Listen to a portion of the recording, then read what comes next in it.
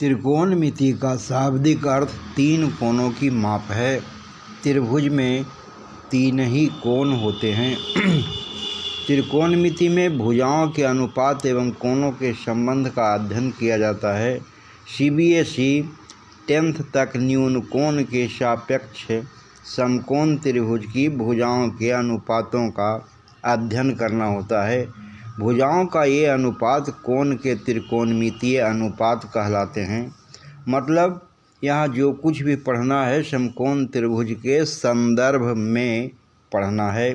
समकोण त्रिभुज में समकोण या 90 डिग्री कोण के सामने वाली भुजा जो सबसे लंबी भी होती है, कर्ण या हाइपोटेनियस H, संदर्भित या पूछे गए कोण के सामने वाली भुजा लंब या परपेंडिकुलर P और लंब कर्ण को जोड़ने वाली तीसरी भुजा आधार B होता है।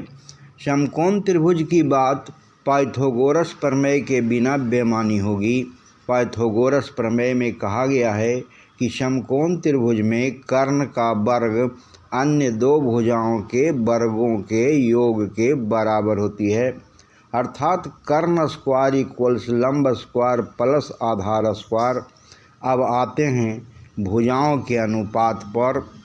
लंब कर्ण का अनुपात साइन, आधार कर्ण का अनुपात कॉस और लंब आधार का अनुपात टैन कहलाता है। टैन कॉस और साइन का व्युत्क्रम या रेसिप्रोकल क्रमशः कॉट सेक और कॉसेक होता है।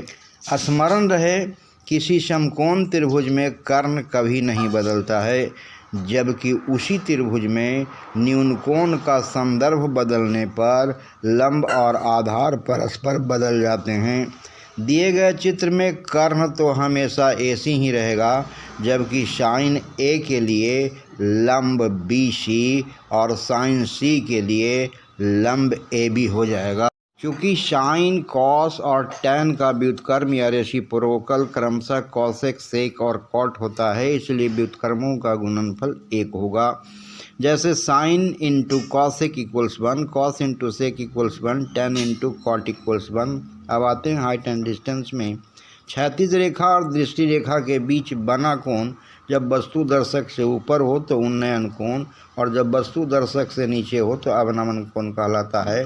उन्नयन कोण और अवनमन कोण हमेशा बराबर होता है। Note: sine A is not equal to sine into A।